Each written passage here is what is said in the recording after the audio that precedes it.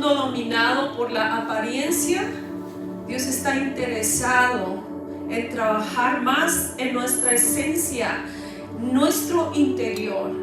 Nosotros podemos gastar semanas, todo este año 2023, la mayoría de personas que están aquí han estado fieles en cada servicio constantemente, escuchando la palabra de Dios, el consejo de Dios.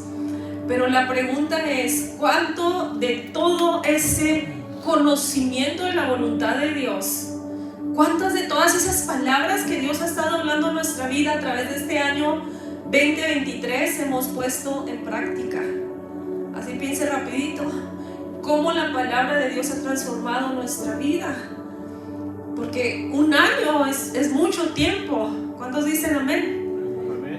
En 60 días se adquieren nuevos hábitos. 60 días son necesarios para implementar, para agregar un hábito a nuestra vida, una disciplina. Y 60 días son suficientes para empezar a hacer cambios. Y si nosotros llevamos 365 días, bueno, no todos nos hemos juntado, pero en esos 365 días hemos vivido como cristianos, ¿verdad? Aplicando lo que nos llevamos de aquí, de la iglesia, cuando venimos a escuchar su palabra. Entonces, si usted ve hacia el año que pasó, ¿qué cambios puede usted notar en su vida? Su carácter se parece más al carácter de Cristo. Sus palabras se parecen más a las palabras de Cristo. Cuando usted se escucha hablar, ¿usted cree que se parece a como Cristo hablaría? Sus acciones, su esencia, más que la apariencia. Y hemos estado viendo que Jesús en esta tierra se enfocaba siempre en el interior. Recuerda que llegaban sus discípulos y le decían: hey, estas personas comen sin lavarse las manos, estas personas no ayunan, estas personas no hacen. Pero Jesús estaba siempre interesado en transformar el interior, porque decía, si lo de adentro se limpia, entonces lo de afuera va a poder ser limpio también. Y ahí estaba Jesús, no enfocado en las motivaciones externas, sino en las motivaciones que salían del carácter correcto, lo que se asemejaba a lo que era su voluntad para cada ser creado con propósito. Todos nosotros hemos sido creados con propósito. ¿Cuántos dicen amén? Y si hemos sido creados con propósito, todo eso que Él escribió desde el inicio y planeó para cada uno de nosotros debe cumplirse. Algunos tenemos avanzados ya los años, algunos van iniciando, pero los que ya estamos más adelantados podemos mirar hacia atrás y decir: he visto el propósito de Dios cumplirse en mi vida. He visto que su voluntad o los sueños, sus metas, las he visto realizadas en mí. ¿Cuántos pueden decir amén? ¿Cuántos pueden decir estoy en proceso a que se cumpla completamente? Pero estamos caminando con propósito. Amén. Amén. Hoy vamos a aprender que otra de las áreas en nuestra vida que necesita ser cambiada, otra de las virtudes que necesita ser añadida a nuestros hábitos, a nuestra disciplina, para poder ser felices, es la misericordia. ¿Cuántos tienen idea qué significa misericordia? ¿Cuántos de ustedes pueden decir: yo soy misericordioso? A ver, levante su mano los misericordiosos. Porque dice la palabra: porque el que es misericordioso alcanzará misericordia. ¿Qué es misericordia? Miren, los judíos tenían la misericordia como algo que no tenía mucho valor, al igual que los romanos, a pesar de que se encontraban bajo su imperio, bajo su gobierno, dominados muchos de ellos,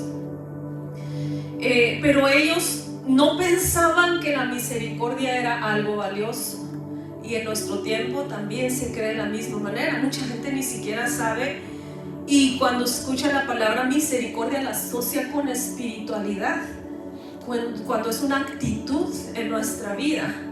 Escuchan misericordia y piensan que es algo angelical, algo que quizás solo Dios debe tener hacia nosotros. Pero Jesús aquí les está diciendo: ustedes quieren ser felices dentro de mi reino, necesitan tener misericordia. Y cuando Dios viene a esta tierra en carne, a través de Jesús, vino a modelar absolutamente todo lo que Jesús estaba hablando que debíamos tener en nuestra vida para poder ser felices. Jesús vino a esta tierra y dice la palabra que veía a los enfermos y ¿qué hacía? Los sanaba.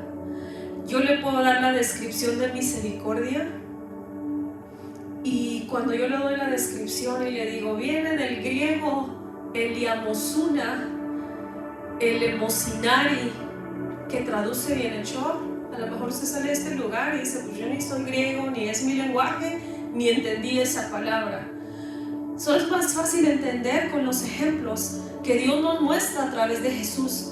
Jesús dice la palabra que vino a esta tierra y que cuando veía a las multitudes sentía compasión de ellas. Esta palabra dice ser un bienhechor, el hacer un bien hacia otra persona. Jesús lo hizo en esta tierra. Recuerda que veía a la gente que estaba esclava del pecado y la libertaba. La gente que estaba cautiva y la libertaba. Veía a los solitarios, veía a los pecadores, veía a la gente rechazada, y Jesús siempre tenía algo para ellos. Él era un bienhechor. Él siempre les daba misericordia a los pecadores, a cualquier mujer, las mujeres, los niños. Recuerda que los niños y las mujeres no podían participar con los varones, pero sin embargo vemos a Jesús diciendo, dejen que los niños vengan a mí, abriendo una brecha para que a ellos se les tratara de igual forma como se le trataba a los varones. A las mujeres, qué casualidad que Jesús, a la primera persona que utilice para que vaya y propague quién es Él en esta tierra y de dónde Él viene, es a una mujer, la mujer samaritana. Y eso lo está haciendo Jesús porque quiere incluir a todos y enseñarles que Él no hace diferencias. Él mostraba misericordia. Entonces esta palabra dice que la persona que es misericordiosa hace cualquier cosa. Escuche esto, esta es la definición. La persona misericordiosa, y entonces usted puede decir yo soy misericordioso, dice hace cualquier cosa para ayudar a quien lo necesita. Usted hace eso en su vida diaria, hace cualquier cosa para ayudar al que lo necesita.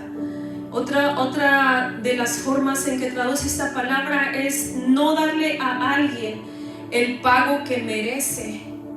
Dice, es bondad también, ser una persona bondadosa hacia alguien que no lo merece.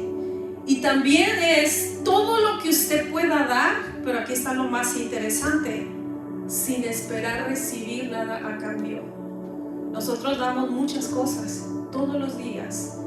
Ofrecemos muchas cosas, pero ¿a quién se las ofrecemos? ¿Se las ofrecemos a personas que sabemos que pueden regresarnos algo? ¿O de quien podemos recibir algo?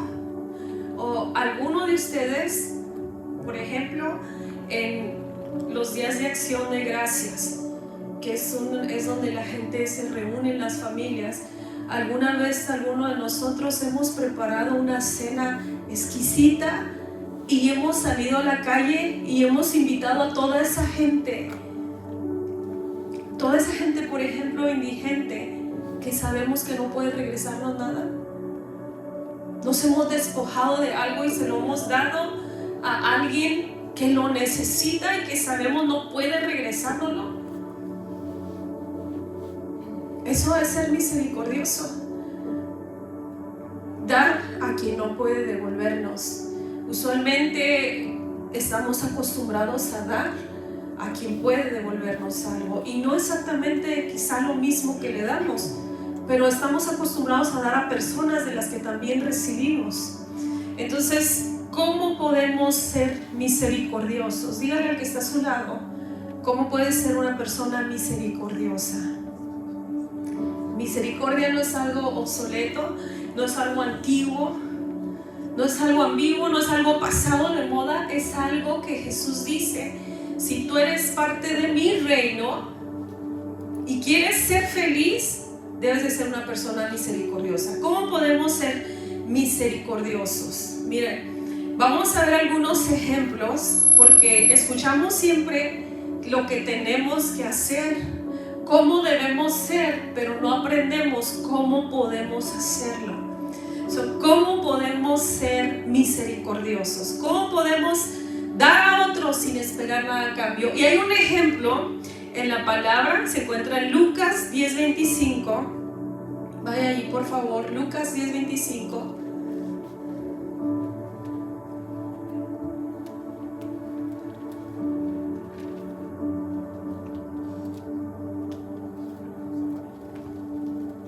Amén, el buen samaritano. Dice la palabra de Dios. Escuche desde el inicio, pero cada palabra es importante, porque nosotros servimos, y no nos hemos dado cuenta, servimos a un Dios que es súper intencional en todo lo que hace. A veces vemos ciertas cosas escritas y decimos: ¿por qué escribió esto? ¿Por qué dice de esta manera? Pero cada sencilla palabra tiene una intención hacia nuestra vida. Cada historia descrita tiene una intención hacia nuestra vida. Escucha desde el inicio, nos dice: he aquí un intérprete de la ley se levantó. Una persona que se sentía que era parte del reino de Dios, que una persona con toda la letra, con todo el conocimiento, y vino a Jesús para probarle y le dijo: maestro, ¿haciendo qué cosa? ¿Qué tengo que hacer? Mira ahí en esa traducción está mejor todavía, un doctor de la ley, o sea, una persona súper preparada en lo que era el conocimiento de la ley. ¿Qué cosas, dice, tengo que hacer para heredar la vida eterna? Y entonces Jesús le contestó. Nosotros hoy estamos aquí y le decimos: Señor, ¿qué cosas tenemos que hacer para ser parte del reino? ¿Qué debo hacer para ser feliz en tu camino? ¿Qué debo hacer para tener vida eterna? Entonces él le dijo: ¿qué está escrito en la ley? ¿Cómo lees?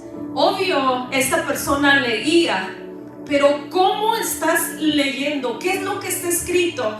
¿Y cómo lo estás percibiendo? ¿Qué es lo que está escrito? Entonces aquel respondiendo le dijo: amarás al Señor tu Dios con todo tu corazón. ¿Cuántos pueden así como dar una vueltita alrededor de su vida y ver que hay millones de personas que aman a Dios con todo su corazón? No lo ven.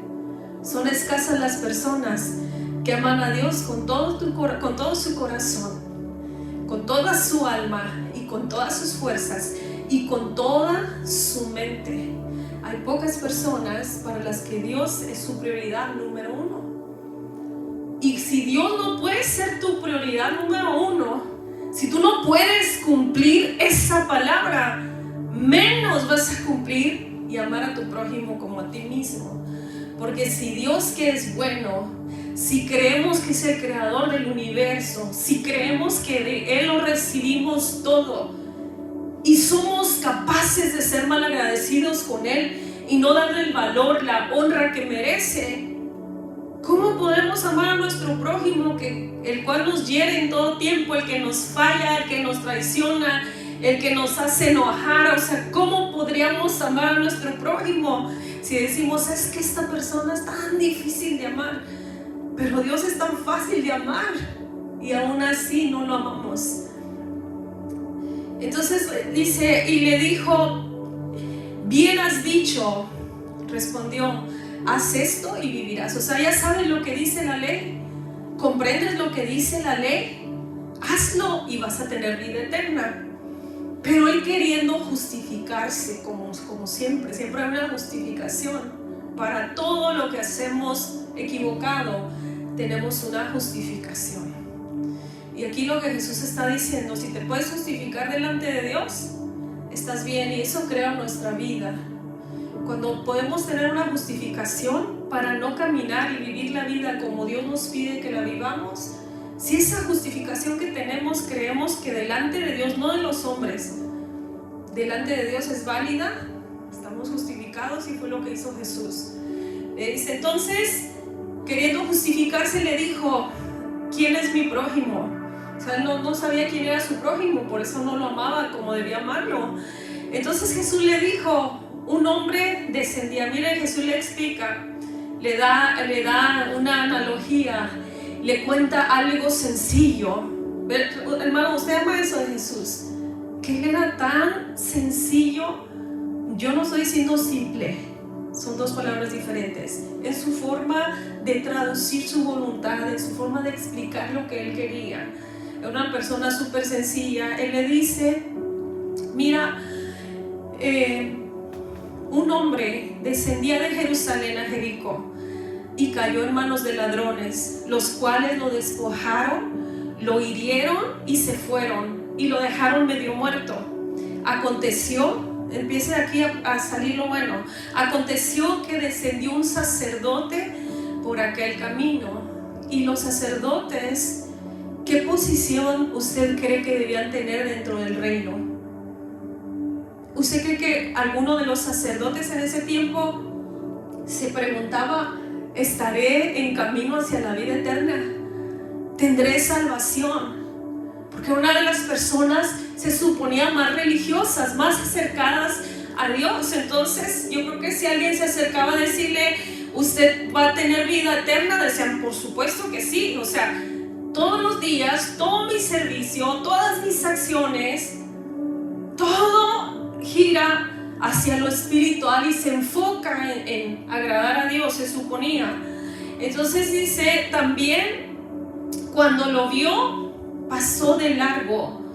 Él era un sacerdote, él amaba a Dios con todo su corazón, pero vio la necesidad en la persona y se fue de largo. Entonces dice, y entonces también pasó un levita, otra persona muy metida dentro del templo, muy dedicada al servicio dentro de la casa de Dios. Pero dice, llegando cerca de aquel lugar y viéndolo, pasó de largo. Y así estamos nosotros en nuestra vida. Nosotros volteamos muchas veces y vemos la necesidad de las personas y no somos felices porque no somos misericordiosos, porque tenemos una agenda tan ocupada y tenemos la vida tan organizada supuestamente, que yo no puedo desviarme. Yo no sé, yo imagino el pensamiento del sacerdote. O sea, yo pudiera ayudarlo, pero que lo ayude otro, porque yo tengo que llegar al templo a ofrecer el sacrificio. El levita, o sea, yo pudiera ayudarlo, pero que lo ayude alguien más, porque si yo lo ayudo, pierdo mi tiempo y cómo voy a llegar a cantar al templo. Y nosotros muchas veces caminamos así. Hay mucha gente que Dios nos pone en el camino para poder ofrecerle misericordia, pero nosotros estamos tan ocupados. Y ojalá fuera en el servicio, pero la mayoría de veces es en nuestras cosas personales, persiguiendo nuestros propios sueños, en el trabajo, almacenando, haciendo dinero en nuestra persona, en nuestro físico, en nuestra apariencia. Podemos gastar horas viendo cosas que no nos edifican y de las cuales no aprendemos nada, pero no podemos tener un poquito de tiempo para poder mostrarle misericordia a alguien. Dice en el 33, pero un samaritano, y recuerda que le dije que Dios es súper intencional, un samaritano, alguien repudiado, odiado, alguien considerado para los judíos una persona mezclada que no era 100% judío, y entonces eran rechazados. Pero un samaritano que iba en camino vino cerca de él y viéndole fue movido a misericordia y acercándose vendó sus heridas. O sea, esta persona no solamente se compadeció, porque muchas veces nosotros nos compadecemos de otros, vemos su condición y sentimos dolor y decimos, esta persona, ni siquiera sentimos misericordia. Muchas veces decimos, esta persona me da lástima. Siento lástima por esta persona, la manera en la que vive, cómo le va todo le sale mal, siento lástima por ella. Nos compadecemos, pero no pasa de compadecernos. O sea, no accionamos. Ya vi su condición, vi que está necesitado, vi que necesita ayuda. ¿Qué extra puedo hacer? No solo compadecernos. Este hombre puso sus recursos a favor de la persona necesitada. Dice, viéndole fue movido a misericordia y acercándose vendó sus heridas. Se ensució sus manos vendando las heridas de la persona. Le echó aceite y vino. El aceite y el vino era considerado caro en ese tiempo. Y él no le importó dar sus recursos para ayudar a esa persona en necesidad. Y lo puso en su cabalgadura. Si este hombre estaba golpeado, estaba ensangrentado, a él no le importó ensuciar su cabalgadura. Imagínense que usted encuentra a alguien con necesidad en la calle y usted, ¿cómo lo voy a subir a mi carro? ¿Me va a ensuciar el carro? No puedo poner mis recursos a favor del necesitado. Quizá ve a alguien con frío y no es capaz de quitarse su suéter porque no se lo puede prestar, porque lo va a ensuciar, lo va a hacer que huela mal, lo va a desgastar. Ese hombre, dice, lo puso en su cabalgadura y lo llevó al mesón y cuidó de él. Eso es misericordia. ¿Cuántos de nosotros en nuestra vida diaria podemos pensar que hemos hecho eso por alguien que está en necesidad y que sabemos no puede devolvernos nada?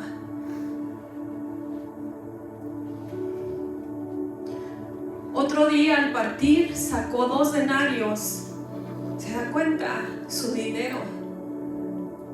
¿Cuántos de nosotros podríamos sacar nuestro dinero y decir, a lo mejor esta semana no voy a poder comprar lo que acostumbro comprar? A lo mejor este dinero que tenía destinado para cierta cosa no lo voy a poder usar, pero era para algo mío, pero lo voy a poner hacia otra persona. Él sacó su dinero y lo dio al mesonero y le dijo, cuídamelo, como si fuera algo de él, como si fuera de su familia. ¿Y saben por qué es muy importante el poder reflexionar en esto? Porque nosotros, cuando le digo, son misericordiosos, puede venirnos a la mente 100 cosas. Yo soy misericordioso, yo ayudo al necesitado. Y le digo, ¿y a quién ayuda? Y se le viene a la mente sus padres, sus hermanos, su familia cercana. Pero ¿qué diferencia hace eso en nosotros? Si dice la palabra de Dios que si solo amas a los que te aman, ¿qué recompensa tienes? ¿No hacen así también los incrédulos, los que no son parte del reino de Dios? Los que no son seguidores de Cristo, los que no están caminando tras Él y siguiendo su ejemplo. Eso es lo que hacen o no lo hacen. ¿Cuántos de los que están aquí conocen a alguien que no conoce a Jesús, que a lo mejor es ateo, que sirve al diablo, pero ayuda a su familia?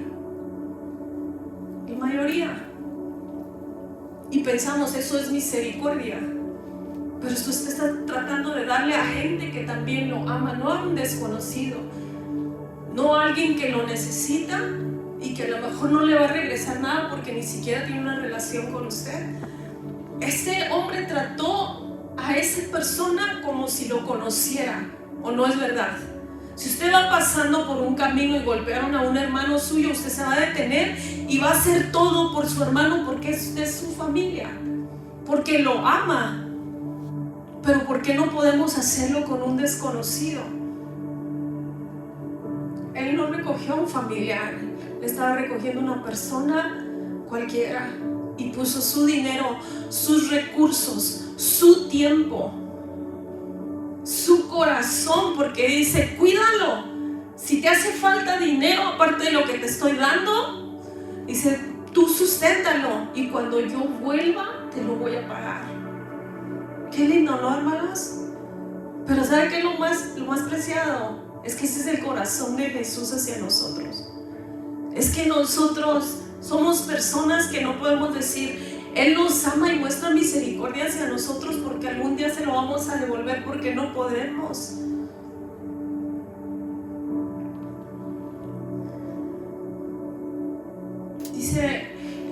45, otro día al partir sacó 2 denarios y se los dio al mesonero y le dijo: cuídamelo, y todo lo que gastes de más yo te lo pagaré cuando regrese. Entonces Jesús le hizo una pregunta: ¿quién pues de estos 3 te parece que fue el prójimo del que cayó en manos de los ladrones? Y él dijo: el que usó de misericordia. O sea que el maestro de la ley sí sabía lo que significaba misericordia, pero no lo practicaba.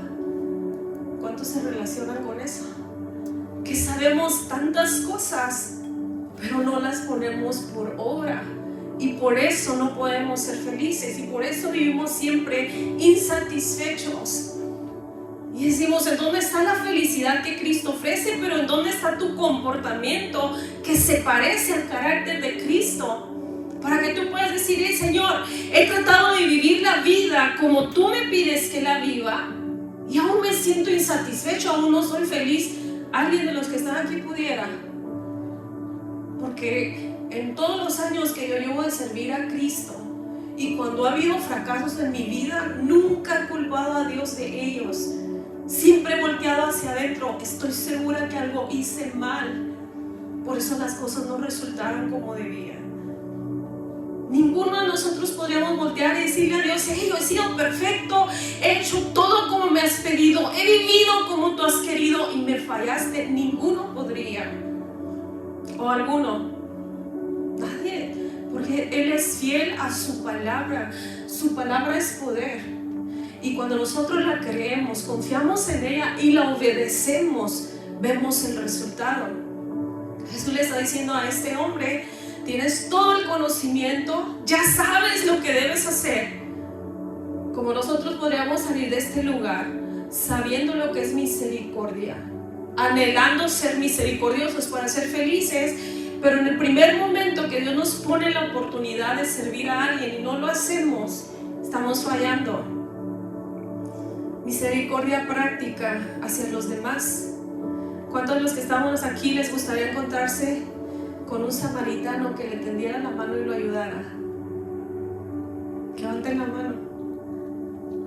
Amén. Ok, ahora otra pregunta: ¿cuántos de nosotros quisiéramos ser ese samaritano? Porque el problema, ¿sabe qué es? Que hay muchas cosas que leemos y entendemos, y podemos hoy escuchar y decir: eso es misericordia, pero cerrar nuestro corazón y decir: ese no tiene misericordia conmigo, ve mi condición, ve mi necesidad y no me ayuda.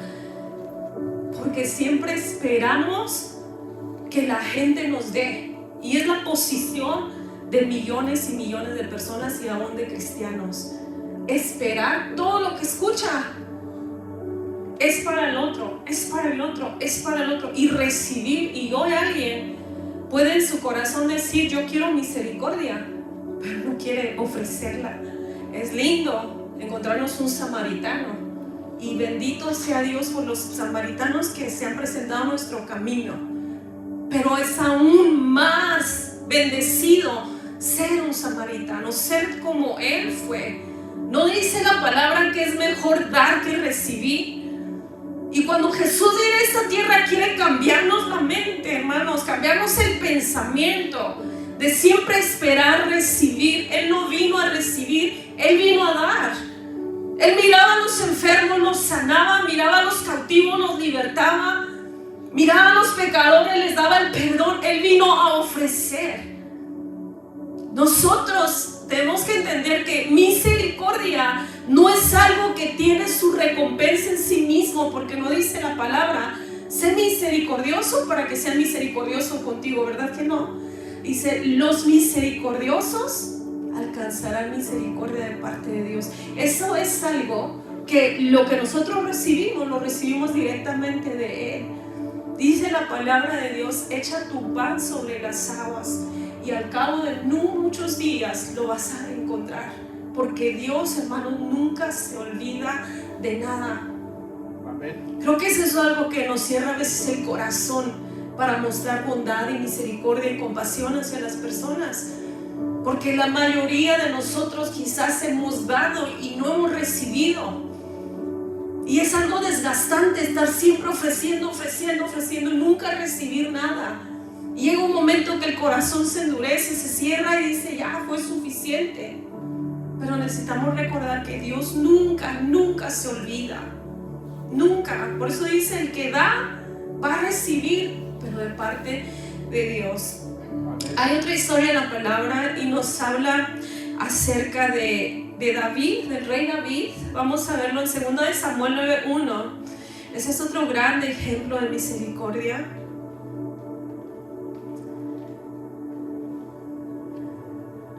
Aquí está él mismo expresando, teniendo conocimiento lo que esa palabra significaba. Seguramente David reconocía la misericordia que recibía de parte de Dios y por eso quería ofrecerla.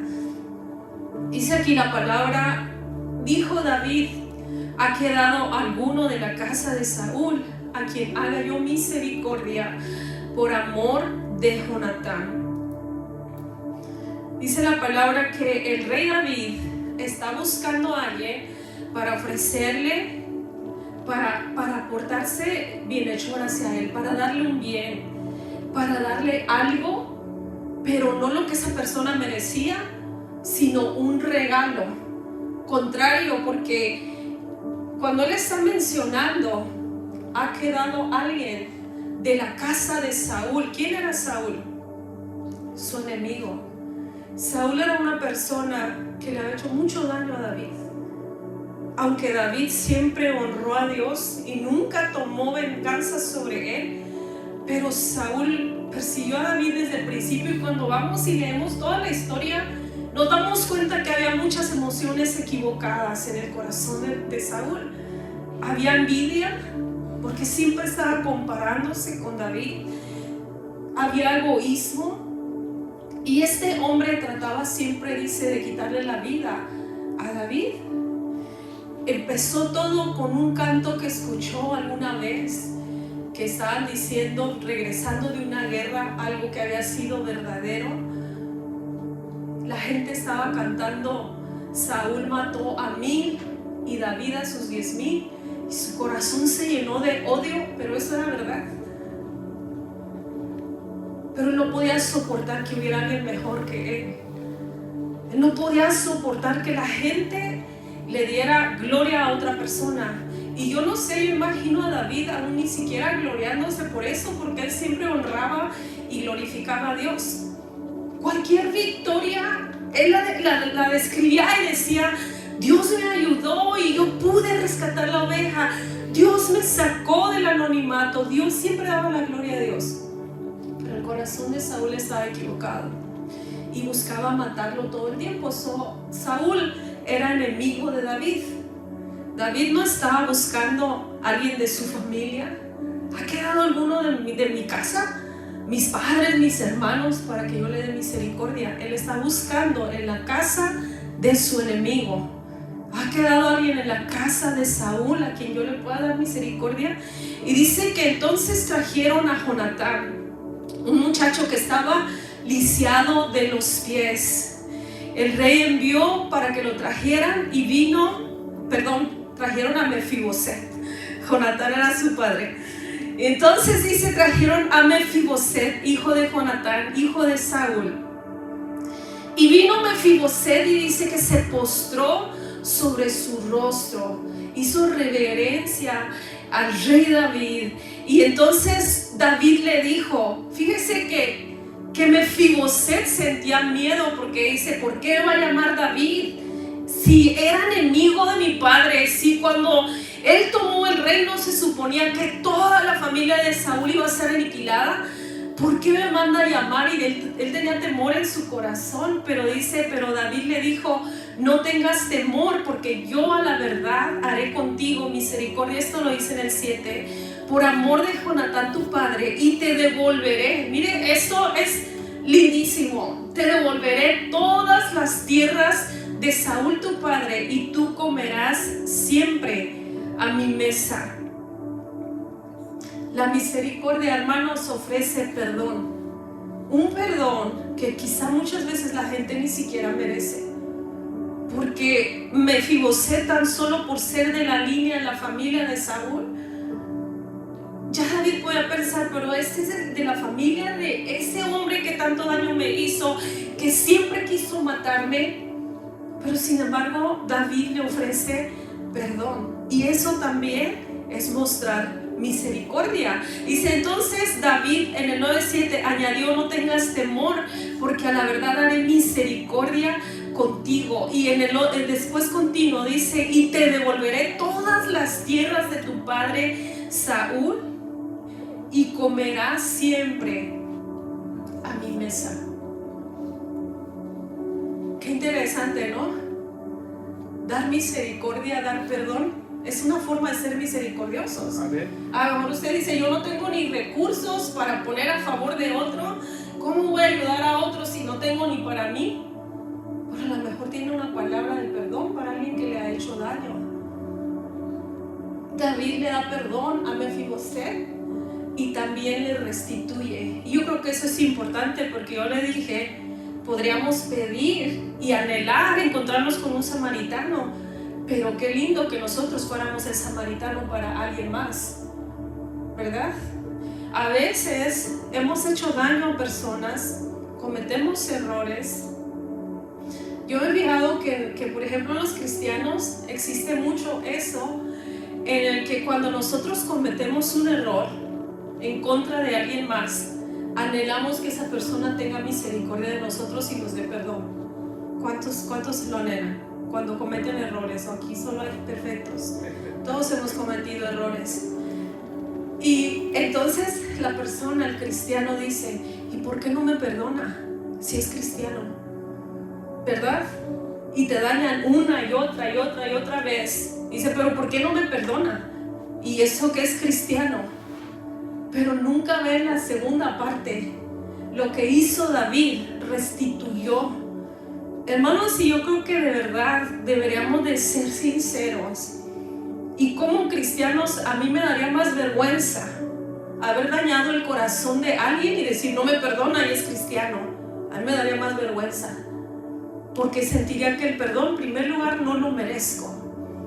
Y en segundo lugar, hay que restituir. Tú quieres perdón de alguien, restituye. Cuando la persona tocada por Dios venga y ofrezca misericordia, si tú hiciste un daño a la persona, restituye. Eso es súper importante, porque lo vemos en cualquier persona a la que Jesús llegó y Jesús entró en el corazón. El primer deseo fue restituir. Se recuerda cuando llega con Zaqueo, cuando entra en su casa y está ofreciendo misericordia a Zaqueo, ¿verdad? Pero Zaqueo no fue bien contento y dijo: no, es una misericordia de parte de Jesús y dejo de ser el pecador y el que todos critican. Él se levantó y esa fue la señal de que su corazón había sido cambiado y que Jesús entró ahí dentro en ese momento. Él se levantó y dijo: todo lo que tengo, o sea, todo lo pongo al servicio. Y si alguno he defraudado, ¿qué dijo? Exacto, se lo devolveré. Y no solo lo que le quité. Y muchas veces nosotros quitamos la paz de otras personas. Muchas veces nosotros quitamos el gozo, los herimos, los dañamos, los aplastamos. Y después somos tan sinvergüenzas para decir: pero que me perdone, es cristiano. Que no es cristiano, que me perdone. Pero no somos capaces de pensar: así como me ofrece misericordia, voy a ofrecer también y voy a restituir lo que he quitado. Robé tu confianza, te devuelvo la confianza. Voy a restituir tu confianza. Te quité algo de lo que era tuyo, dañé tu testimonio. Y encontramos miles de historias. Y ¿sabes algo horrible? Es algo horrible ver cuando usted comparte un mensaje de salvación de parte de Dios, lo poco que conecta con las personas, lo poco que a la gente le interesa. Y es porque no estamos caminando en esta tierra con el carácter de Cristo. Estamos haciendo daño en tantos lados, y entonces usted sube algo que tiene incluido daño mentira, morbosidad, y no estoy hablando en otras áreas, sino sencillamente una conversación equivocada y toda la gente conecta. Yo digo, ¿por qué? Si se supone que toda la gente que está conectando es cristiana, son los que están dentro de las iglesias y están diciendo, eso es así, hay muchos hermanos así en la iglesia, hay muchos, pero entonces ¿en dónde están esos hermanos si todos son los ofendidos? ¿Por qué tanta gente conecta con eso? Porque nos hemos acostumbrado a tomar y recibir de parte de Dios, pero nunca dar, y dañamos a las personas, herimos los corazones de la gente y no somos capaces de reconocer, te herí, pero tengo que restituir eso que causé en tu corazón. Sí, me vas a ofrecer perdón, pero tengo que venir y reconocer, sabes que fallé, hice esto mal, te herí, perdóname. Y si es verdad, somos cristianos, pero el carácter de Jesús muchas veces no se refleja en nuestra vida. Un hombre falla a una mujer y tiene que perdonarme porque es cristiana, pero no hay un tiempo de reparación y restitución. ¿Sabes qué? Lo hice y ahora va a haber cambio y ahora voy a trabajar por volver a ganar tu confianza. No hay restitución. Y tomamos ventaja de los recursos que Dios pone y los queremos hacia nosotros, pero no los ofrecemos hacia los demás. David no solamente trajo a este hombre, David también le devolvió todo lo que le había sido quitado. ¿Y lo merecía? No lo merecía. Y lo llevó a vivir al palacio y lo dejó que comiera todos los días en su mesa. Y hay muchas cosas ahí, porque para ese tiempo hay una escritura anteriormente en donde él no quería que los cojos participaran de nada. O sea, eran personas que consideraban están defectuosas y no pueden ser parte de esto, pero a un lisiado David lo trae y lo sienta en su mesa. Y aunque después más adelante vemos ciertas situaciones que pasaron y decimos, ¿cómo puedo hacer esto si David le había dado todo? Porque su pago de la misericordia que estaba dando no la esperaba del hombre. También podemos ofrecer misericordia espiritual. Mateo 10:8 dice, sanen enfermos, resuciten muertos, limpien leprosos, echen fuera demonios, den de gracia lo que han recibido de gracia. O sea que si pensamos físicamente, yo no puedo, no tengo mucho que ofrecer económicamente, pero ¿cuántos hemos recibido de gracia la salvación que Dios nos ha ofrecido? Todos. Y nos dice aquí la palabra, den de gracia lo que de gracia han recibido.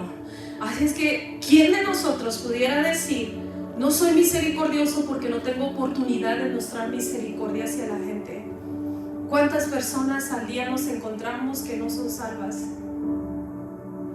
¿Cómo cuántas? ¿Como 10? ¿Como 20? ¿30? 30 oportunidades para dar misericordia.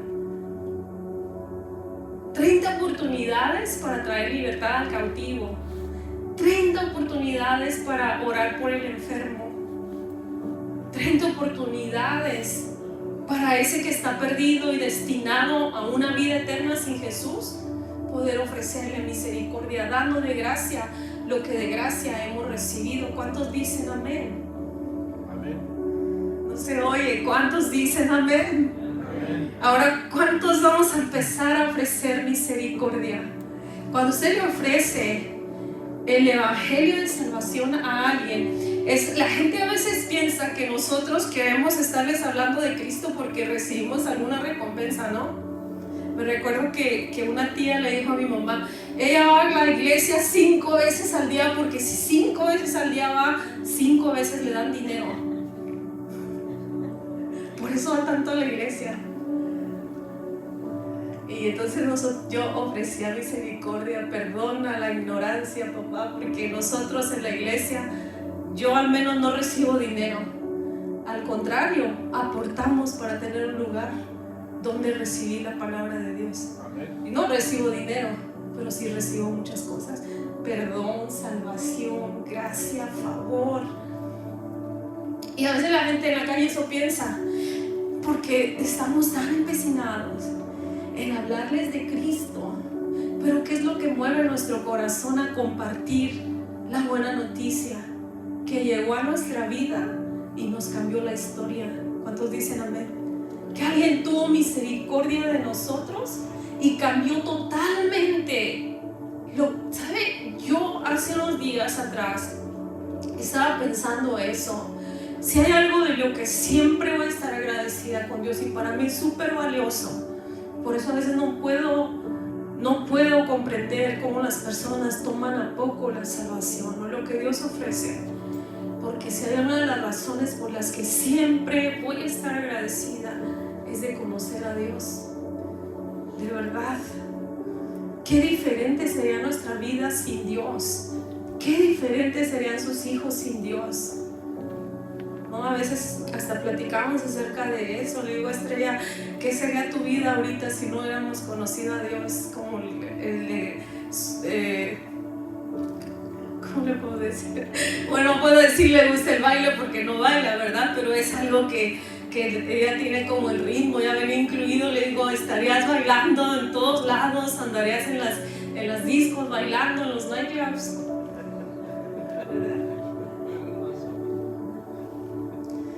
De verdad, a veces imagino qué sería mi vida y veo familias destrozadas, los hijos perdidos, problemas en todos los aspectos, vicios, drogas.